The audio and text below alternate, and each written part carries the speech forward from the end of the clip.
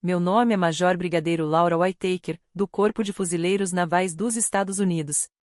E no dia em que meu pai se casou pela segunda vez, diante de 100 pessoas no salão da American Legion em Fredericksburg, Virgínia, eu ouvi apontar para mim e dizer: ela não passa de uma bastarda. Eu queria poder dizer que, depois de 54 anos vivendo dentro deste uniforme e carregando 2 estrelas na gola, essas palavras simplesmente passaram por mim sem deixar marca. Mas não passaram. Elas me atingiram como lâminas e ficaram ali. Eu estava parada, segurando um copo de café que tinha gosto de borra queimada e isopor, cercada de cadeiras dobráveis e toalhas de plástico. O DJ tocava algum Conoititi antigo, e o pessoal já estava solto depois de muito vinho barato e Budweisers do bar aberto. Então meu pai ergueu o copo para um brinde. Ele não me elevou naquele brinde. Ele me derrubou. E deu para sentir o salão inteiro ficar em silêncio. Garfos pararam de raspar nos pratos de papel. A tia June suspirou e murmurou algo como pelo amor de Deus. Alguém riu, achando que era uma piada, mas não era. Ele estava falando sério. Ele quis dizer cada palavra. Disse como quem quer colocar a verdade na mesa. Ele virou, estufou o peito e passou o braço por cima de Ashley, a filha da nova esposa dele, Denise. Ashley tinha 26 anos, o cabelo armado com spray, um vestido rosa apertado demais para a ocasião e um sorrisinho presunçoso nos lábios. Esta, disse meu pai, é minha filha de verdade. Esta é a que carrega meu nome do jeito certo. Eu não discuti. Não levantei a voz. Nunca foi do meu feitio. O corpo me ensinou disciplina, mas eu já praticava muito antes de assinar os papéis de alistamento, lá em Leach, Texas. Apenas deixei meu café na mesa e disse ao barman, um garoto de colete e gravata borboleta: água está ótimo. Valeu. Saí para o estacionamento. O sol estava se pondo, o calor subindo do asfalto, cigarras roncando nas árvores. Apoiei-me no meu carro, um Chevy Malibu cinza opaco, e respirei fundo. O cheiro de grama recém-cortada se misturava à fumaça de cigarro de alguns veteranos na porta. Eles me olharam e depois desviaram o olhar. As pessoas nunca sabem o que fazer em momentos assim. Lá dentro, a risada voltou. Alguém aumentou a música. Consegui imaginar meu pai dançando duro e desengonçado com Denise, a nova noiva. Consegui imaginar Ashley se deliciando com os elogios, dizendo a quem quisesse ouvir que também era fuzileira naval, servindo em Quantico. Ela não estava mentindo. Só não contava o resto, que trabalhava na administração, e que o nome dela já tinha passado pela minha mesa em um relatório sobre recibos de viagem falsificados. Mas aquilo não era para aquele momento. Naquele instante, tudo que eu conseguia ouvir eram as palavras do meu pai ecoando mais alto do que as cigarras. Ela não passa de uma bastarda. Eu sou uma mulher que enterrou amigas no Cemitério Nacional de Arlington.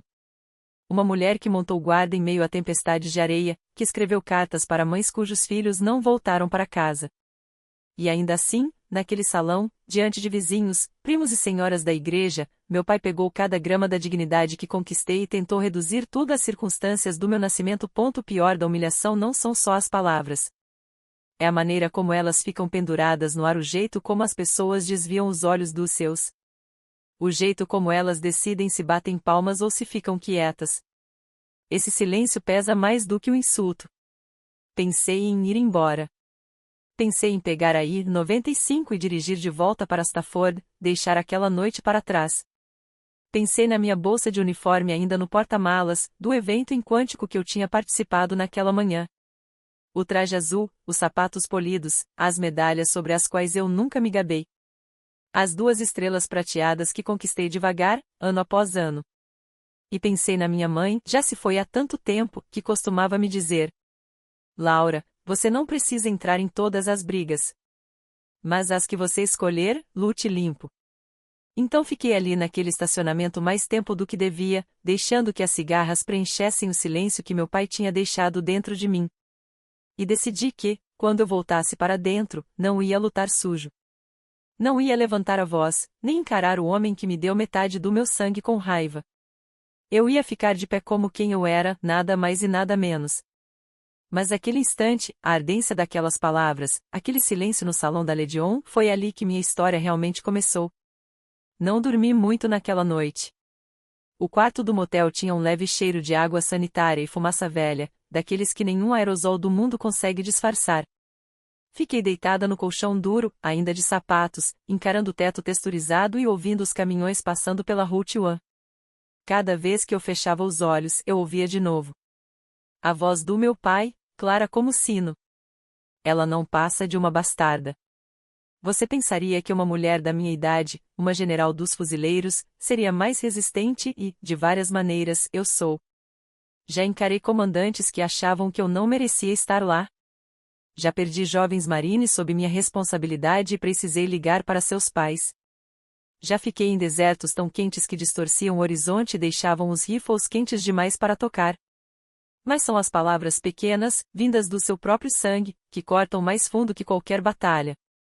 Deitada ali, pensei em onde tudo começou. Leach, Texas, anos 70. Um duplex que estremecia com o vento.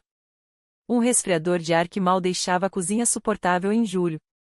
Minha mãe, Meg, fazia turnos duplos num restaurante na 34 TH Street.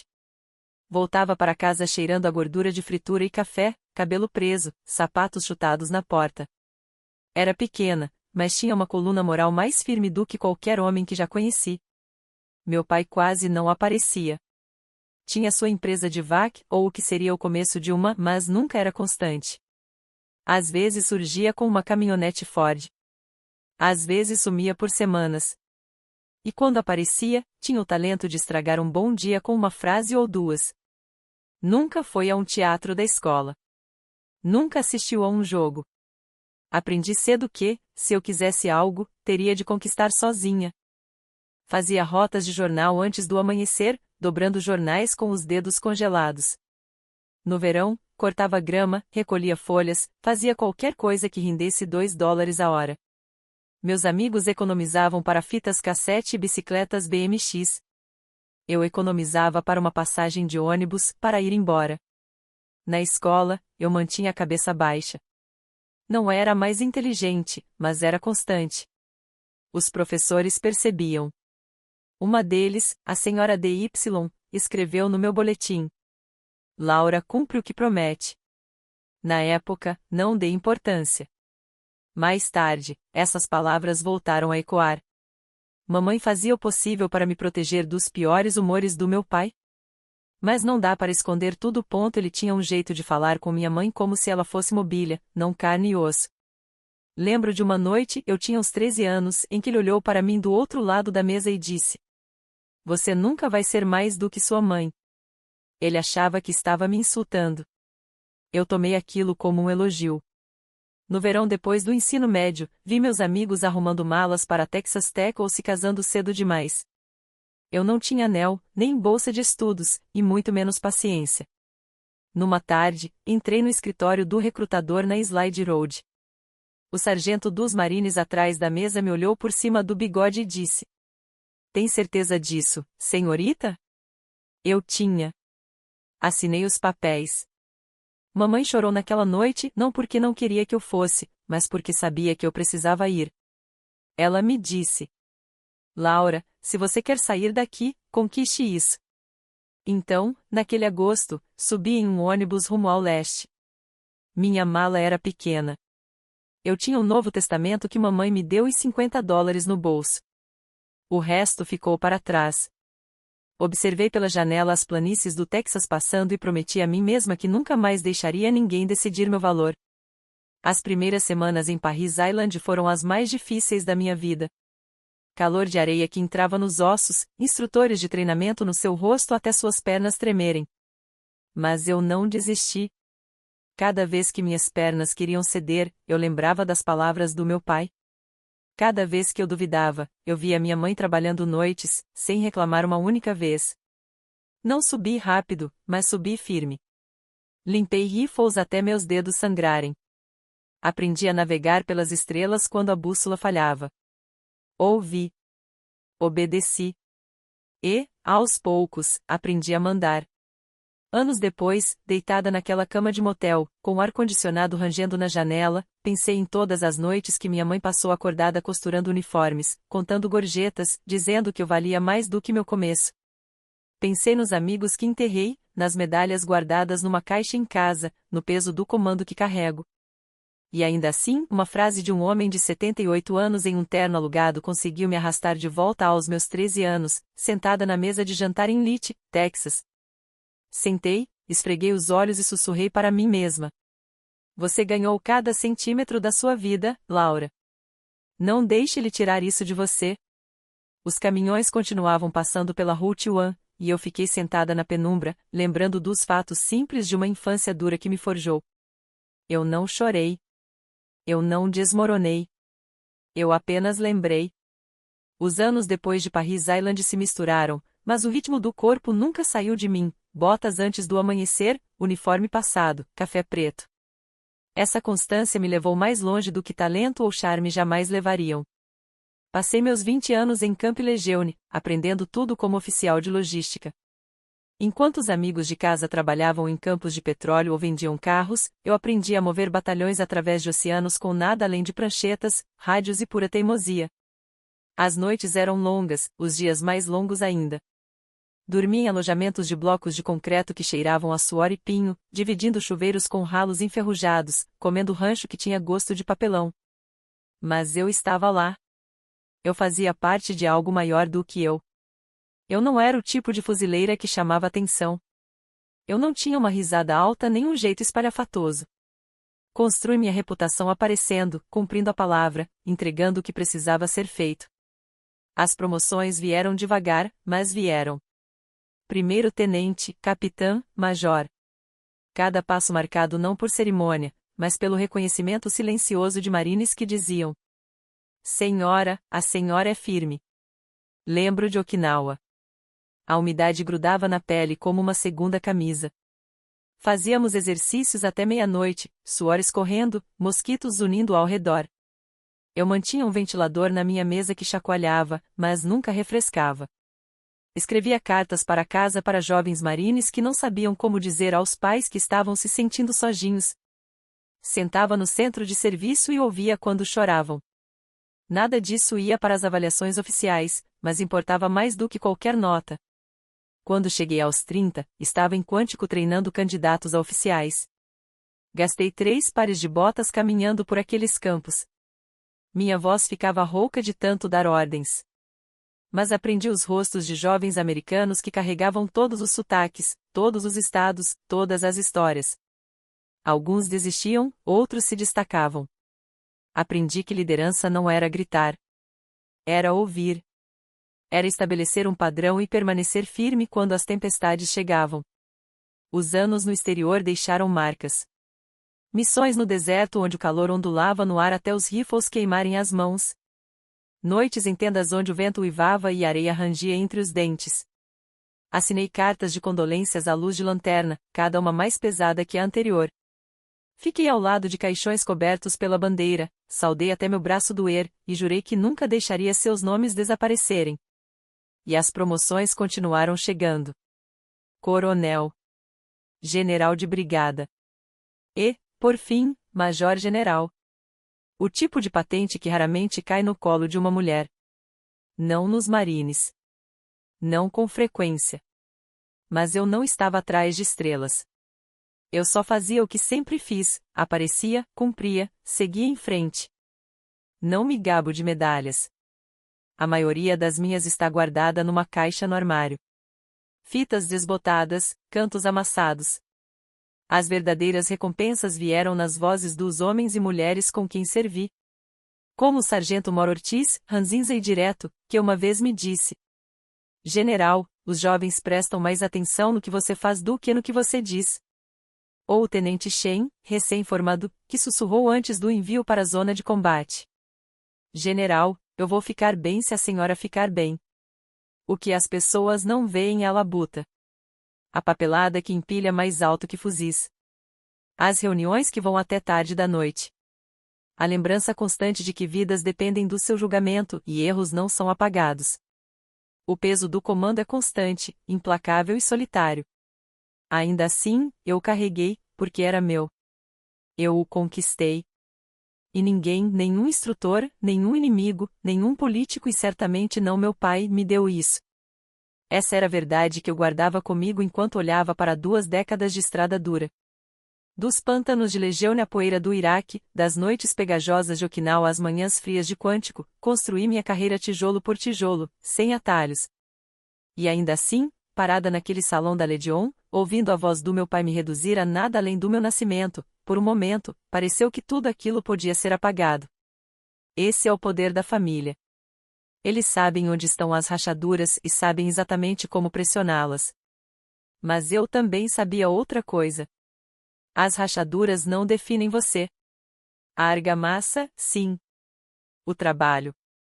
Os anos. O simples ato de continuar aparecendo. É isso que mantém uma vida de pé. E minha base era sólida, quer meu pai enxergasse isso ou não.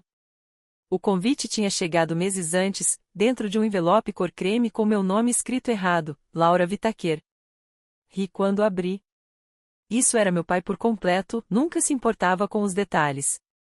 Ainda assim, uma semana depois, a tia June me ligou e disse: Querida, seria decente você ir, nem que seja só para aparecer.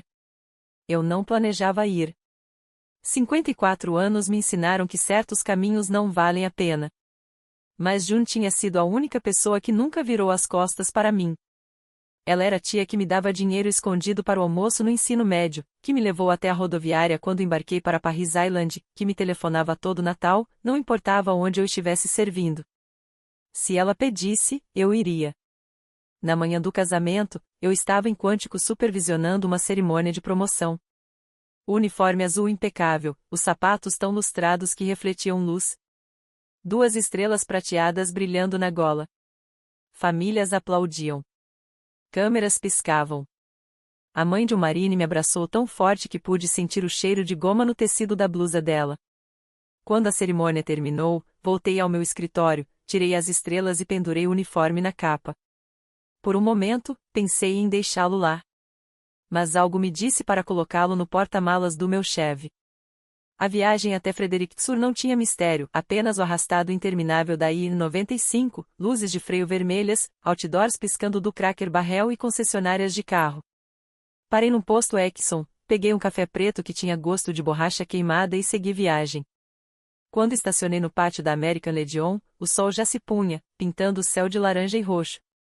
Picapes, minivans e até uma limusine, que provavelmente Denise tinha alugado, já ocupavam o lugar. Não entrei usando meu uniforme. Vesti um vestido azul marinho simples e um par de sapatilhas. Nada chamativo. Eu não queria olhares sobre mim. Aquele era o dia do meu pai, não o meu. Deixei que ele tivesse isso. Lá dentro, o salão cheirava a churrasco e perfume barato. Toalhas de plástico esticadas sobre fileiras de mesas dobráveis. O DJ ajustava as caixas de som, testando com uma faixa de Conway Twitty. Primos que eu não via há 30 anos cochichavam atrás de guardanapos. Alguns acenaram, outros não. Eu só assenti e segui adiante. Denise estava radiante em um vestido cheio de pedrarias, parecido com algo tirado de uma vitrine de loja de departamento. Ela me abraçou de um jeito rígido, sorriso forçado, perfume forte demais. Laura. Disse, com a voz aguda. Que bom que você veio. A filha dela, Ashley, estava ao lado, bochechas coradas de tanto blues, uma taça de vinho já na mão. Não fiquei muito na mesa. Peguei um café num copo de isopor, mexi mesmo sem ter o que mexer, e sentei lá atrás, perto da saída. Foi então que começaram os brindes. Meu pai ficou diante de todos. O cabelo lambido para trás, o terno caindo frouxo nos ombros. Ele ergueu a taça de champanhe e a sala silenciou. Família, começou ele, é o que dá orgulho a um homem. Meu peito apertou. Por um único segundo, pensei que talvez, só talvez, ele fosse dizer algo gentil. Mas então ele apontou diretamente para mim. Ela não passa de uma bastarda. A sala congelou. Os talheres pararam de raspar. A tia June arfou, Hal, não faz isso. Mas ele continuou, a voz crescendo. Isto aqui? Puxou Ashley para perto. Esta é minha filha de verdade. A que carrega meu nome. Acerta. Ashley corou e deu uma risadinha, como quem acabou de ser coroada a rainha do baile.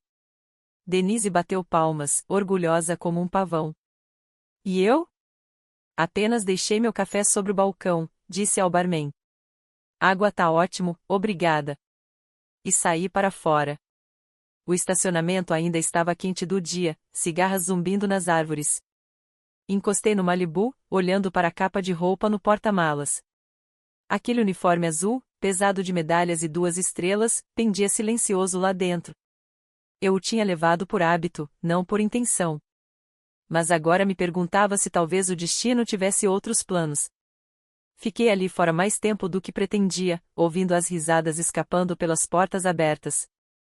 Lá dentro, as pessoas tinham decidido como lidar com as palavras do meu pai, alguns aplaudiram, outros desviaram o olhar. A maioria ficou em silêncio. E o silêncio, às vezes, pesa mais que a ofensa. Mamãe costumava dizer: Laura, você não precisa entrar em todas as brigas. Mas as que escolher, lute limpo. Repassei isso na cabeça enquanto observava vagalumes piscando sobre a grama. Limpo. Não alto, não feio. Limpo. E ali, naquele estacionamento, percebi que eu não tinha ido ao casamento só pela tia June.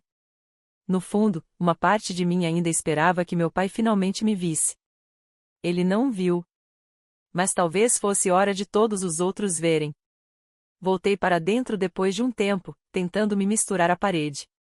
O DJ tinha mudado para George Strait, e casais dançavam a 2 passos no chão de linóleo. O ar cheirava a carne desfiada, salada de repolho e chá gelado suando nos copos de plástico. Ninguém olhou 2 vezes para mim. A maioria estava ocupada demais celebrando. Foi então que ouvi a voz de Denise, mais alta que a música. Ela estava em pé com um círculo de primos, rindo alto, a mão pousada no braço de Ashley. Esta é minha filha, Ashley, disse orgulhosa. Ela é fuzileira naval, estacionada em Quantico, nada menos. Os primos fizeram um oan e a olhos arregalados. Ashley se inclinou, balançando a taça de vinho entre as unhas pintadas. É verdade, disse com um sorriso. Quantico é praticamente o quartel-general. Eu cuido de coisa importante. Todo mundo lá me conhece. Fiquei quieta, bebendo minha água. A vida de fada tinha me ensinado quando falar e quando ficar em silêncio. Mas a verdade coçava no fundo da minha garganta. Eu conhecia o nome de Ashley. Ele tinha passado pela minha mesa na semana passada. Ela era cabo da infantaria, setor administrativo, e estava sinalizada por recibos de viagem falsificados. Nada que acabasse com a carreira, se ela assumisse e corrigisse. Mas sério bastante para exigir orientação. Não toquei no assunto. Não no casamento da mãe dela. Não com tantos olhos atentos. Mas o contraste me corroía, meu pai a exaltando como estrela brilhante, enquanto eu, na visão dele, não passava de uma bastarda. Aproximei-me mais, perto o suficiente para ouvir os detalhes. Denise continuava. Ela vai longe. Nem todo mundo consegue posto em Quantico.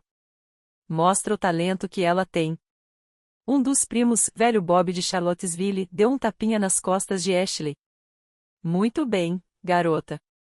Carregue o nome da família com orgulho. Ashley ergueu o queixo, absorvendo cada gota de atenção. Ah, eu vou. Vocês ainda vão me ver ganhando minhas listras. Talvez até escola de oficiais. A sala inteira vibrava em aprovação. Enquanto isso, eu estava ali, uma general de 2 estrelas, invisível no meu vestido azul marinho simples. Tia June veio se arrastando até mim, sussurrando. Laura, não ligue para eles. O pessoal não sabe nem metade. Os olhos dela, suaves e tristes, buscaram os meus. Eu só dei um sorriso curto. Está tudo bem, June. Mas por dentro, algo rachou. Eu não estava com ciúmes do orgulho de Ashley.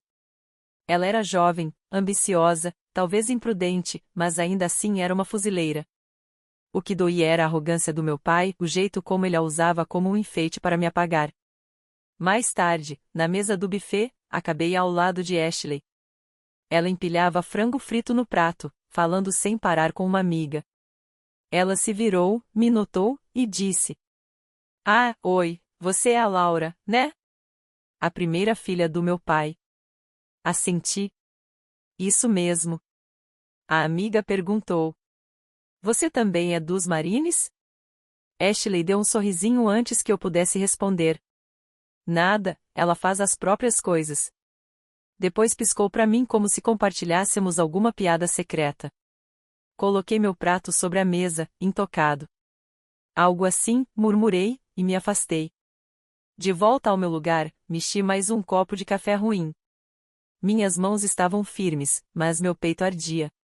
Pensei no memorando de aconselhamento sobre minha mesa com o nome de Ashley no topo. Pensei em como o corpo não se importa com orgulho familiar nem discursos de casamento. Ele se importa com verdade, disciplina, responsabilidade. E pensei em como meu pai a chamara de filha de verdade enquanto me descartava como menos que nada. Eu não culpava Ashley. Ela era jovem, presa no orgulho da mãe. Mas eu sabia que, cedo ou tarde, ela aprenderia o que o corpo de fuzileiros exige e não eram apresentações brilhantes em salões do Legion.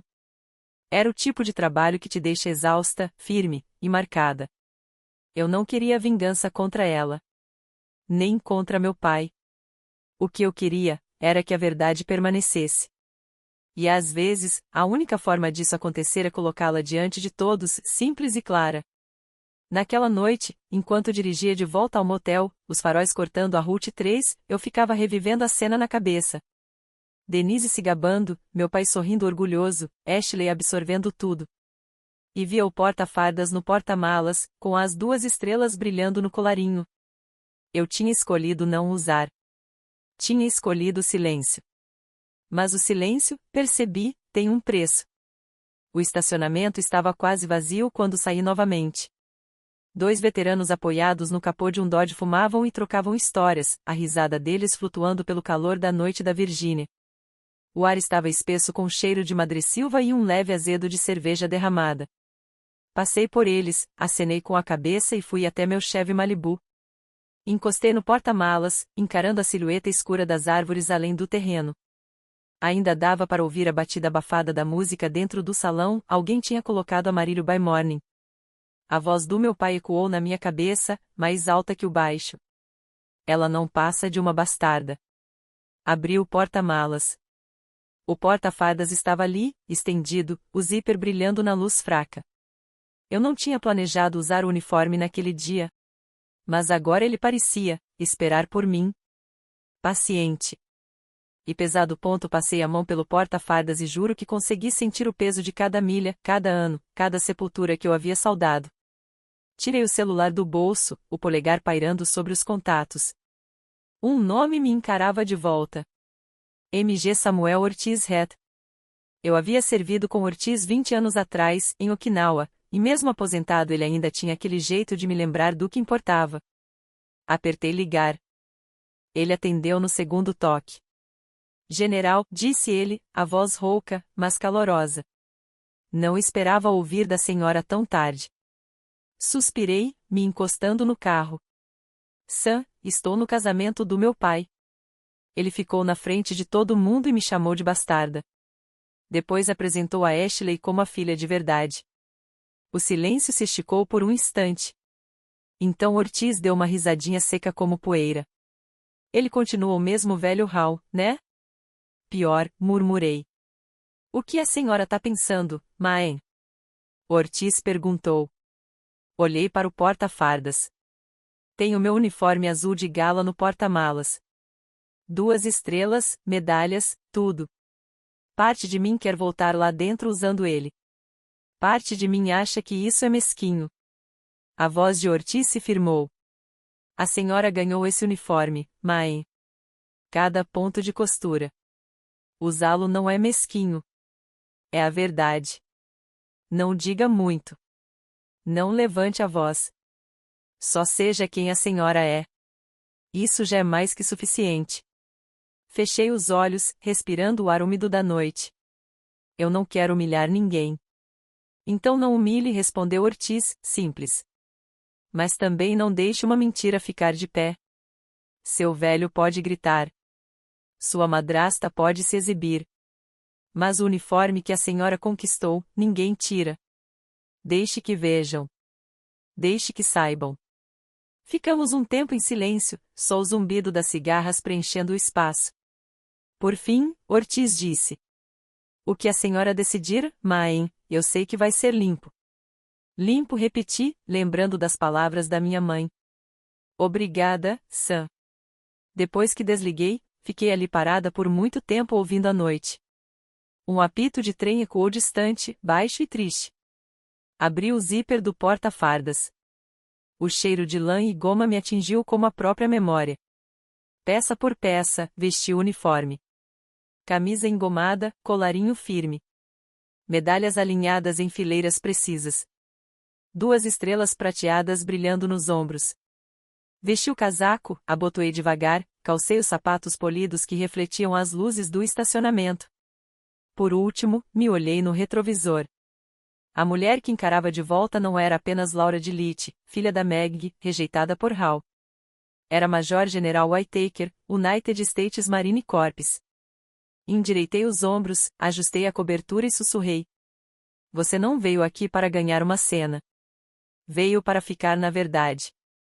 Fechei o porta-malas e caminhei de volta para o salão, cada passo firme, constante, limpo.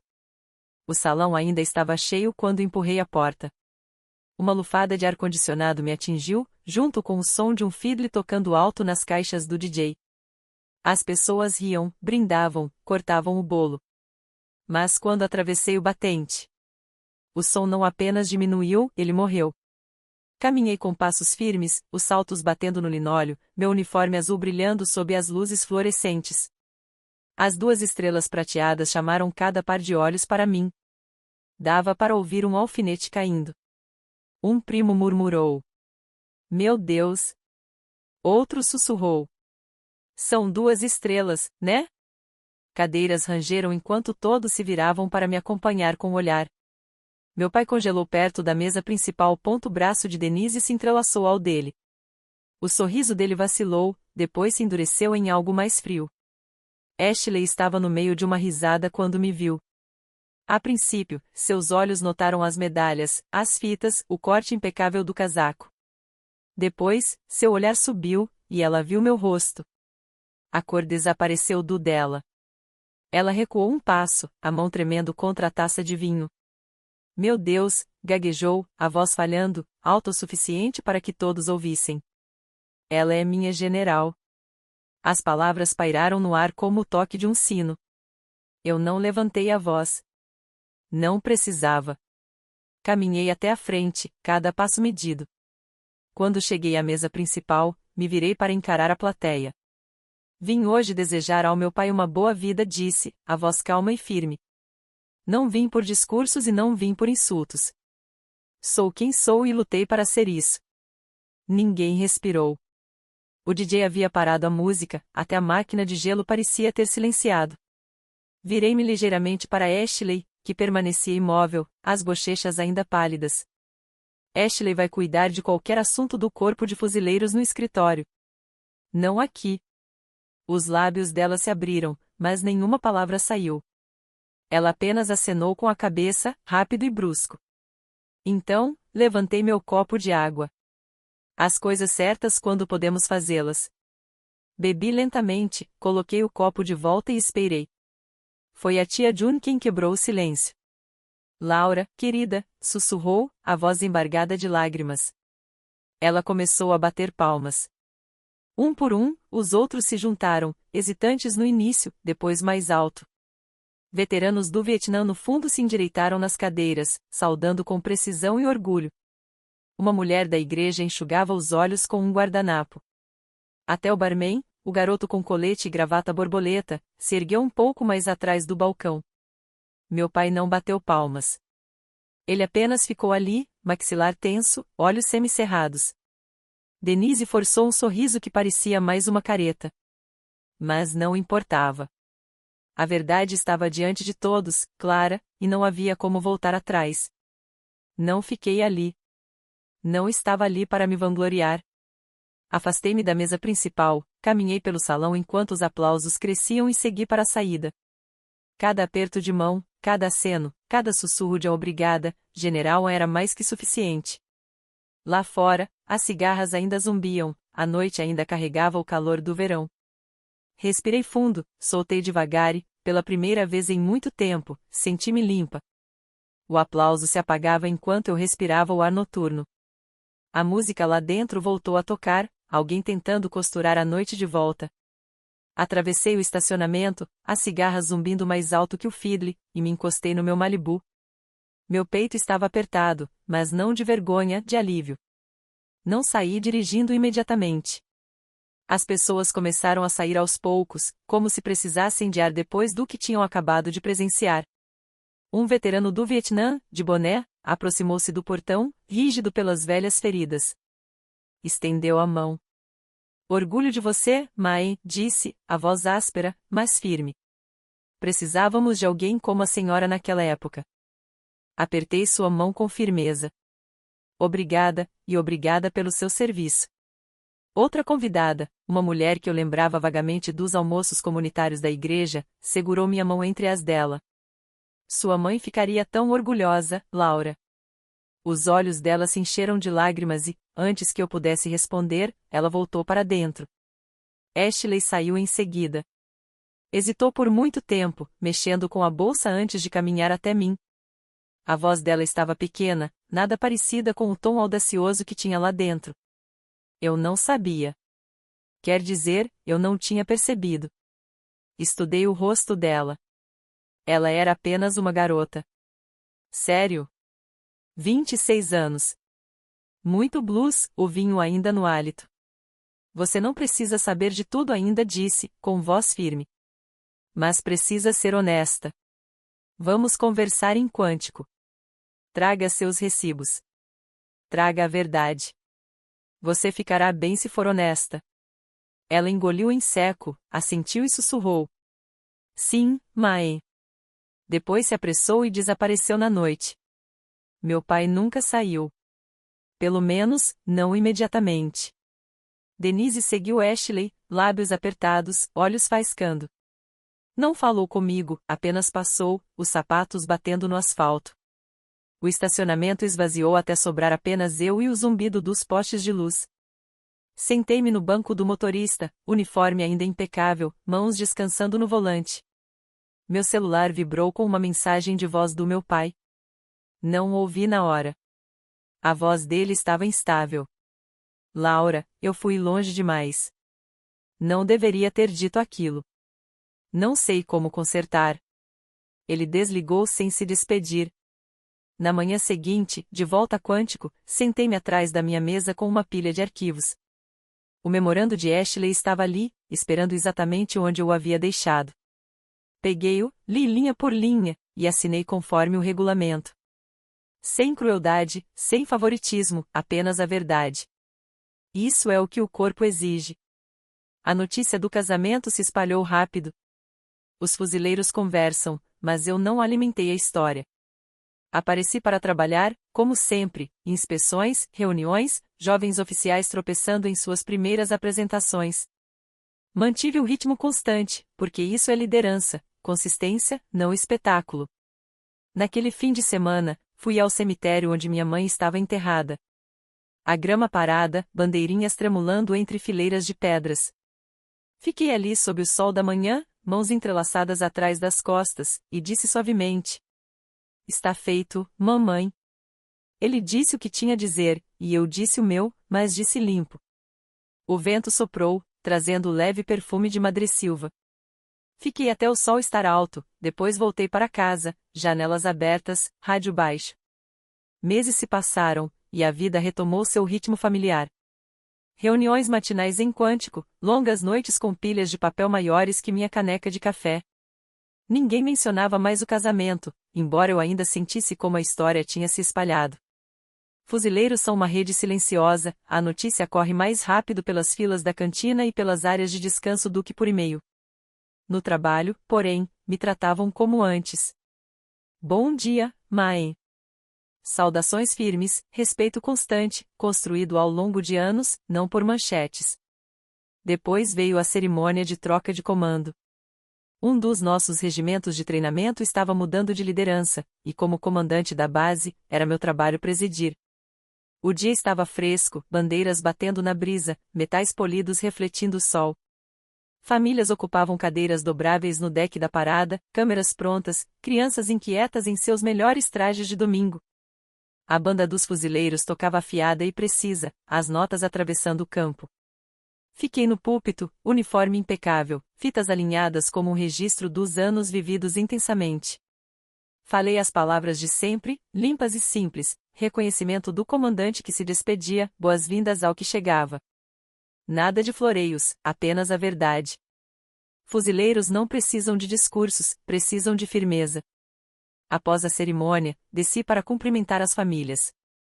Formou-se uma fila de apertos de mão, fotos, agradecimentos educados. E ali, lá no fundo, eu ouvi. Meu pai, blazer grande demais, gravata torta, cabelo bagunçado, mais magro do que eu lembrava. Ele não trouxe Denise. Não trouxe Ashley. Ele estava sozinho, mãos enfiadas nos bolsos, esperando sua vez como qualquer outro convidado. Quando chegou até mim, não sorriu maliciosamente, não estufou o peito. Não fez nenhuma piada para disfarçar o nervosismo. Ele apenas estendeu a mão e disse, alto o suficiente para os que estavam por perto ouvirem. Minha filha, General Laura Whittaker. Não bastarda, não nada. Minha filha. As palavras eram simples, quase desajeitadas, mas eram reais, e se instalaram em algum lugar profundo, mais pesadas do que qualquer insulto que ele já havia proferido. Tia June estava ali também, lágrimas nos olhos. Ela nos abraçou, sussurrando. Finalmente, hein? Sobre o tempo, não? Eu não chorei. Não fiz cena. Apenas assenti. Apertei a mão dele e disse. Obrigada. Então ele se afastou, deixando a próxima família passar. Sem final de livro de reconciliação, sem abraço caloroso, apenas uma pequena e firme correção dita em público. E isso foi suficiente. Naquela noite, dirigi para casa com os vidros abaixados, o IAN 95 zumbindo sob meus pneus. Um copo do Atcha Burger chacoalhava no console, o gosto do chá doce ainda na boca.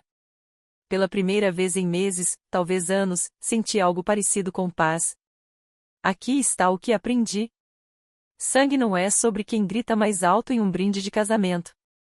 Sangue é sobre quem aparece, mesmo atrasado, mesmo desajeitado, mas honesto. E dignidade, ela não precisa de plateia.